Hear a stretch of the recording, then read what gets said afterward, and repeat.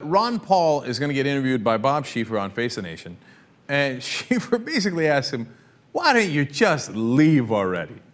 Let's watch. What are your plans now? I mean, it seems clear to me, and you can tell me I'm wrong, but it seems clear to me that there's no way you're going to get the nomination now. Do you intend to continue hanging around? Obviously, yes. You know, the conventional wisdom is there's no guarantee. It knows. You were talking earlier on about Romney being the candidate, but that's the conventional wisdom. You know, in some ways they say, well, why don't you give up and this will help the Republican Party. The truth is, I'm trying to save the Republican Party from themselves because they want perpetual wars. They don't care about presidents who assassinate American citizens. They don't care about searching our houses without search warrants. And these are the kind of things that people care about. So on the points, Ron Paul is only 1,000,000% right. And if you're a real conservative, you would never be in favor of shredding the Constitution so that we execute American citizens abroad without a trial, without due process.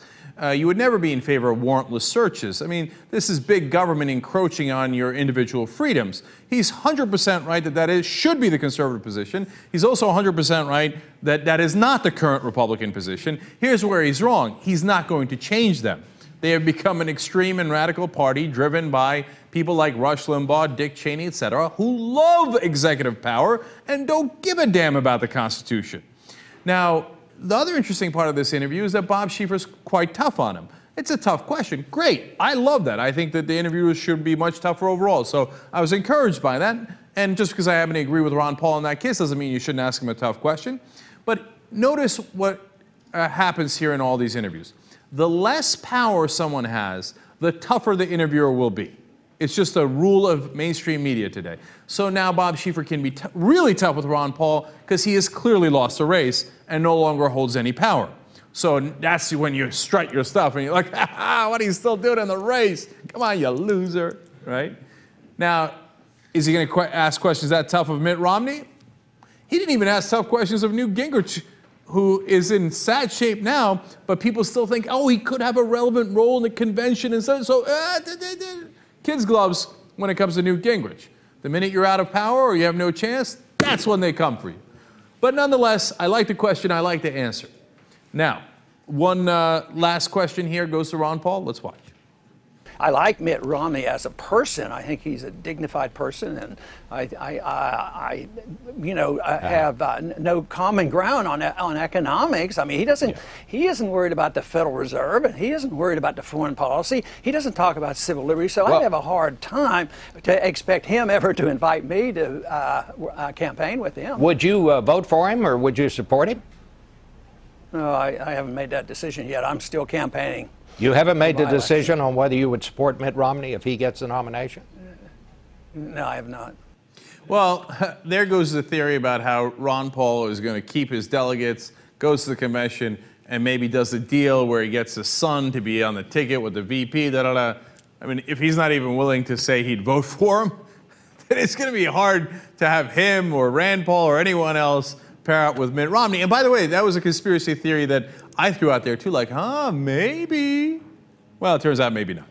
Okay, you got to keep it real, and you got to adjust with the actual facts.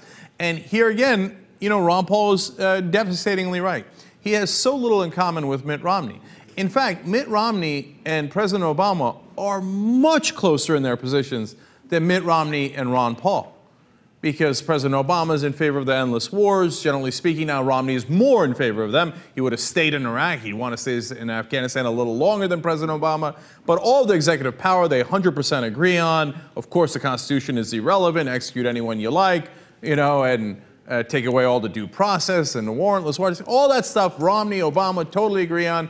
Should there be tax cuts for the rich? Well, you know, Romney wants more tax cuts for the rich than President Obama does, but apparently he did in 2010, now there are new reports out he might again extend tax cuts for the rich.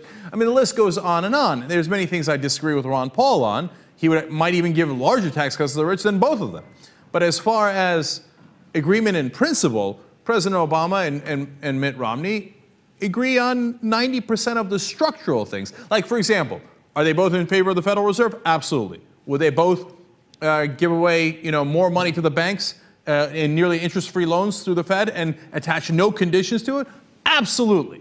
Is Ron Paul in favor of that? Absolutely not. He would go in the exact opposite direction. So it's fascinating that there's now at least a small schism within the Republican Party that is so significant that it's actually a wider difference than between the two parties.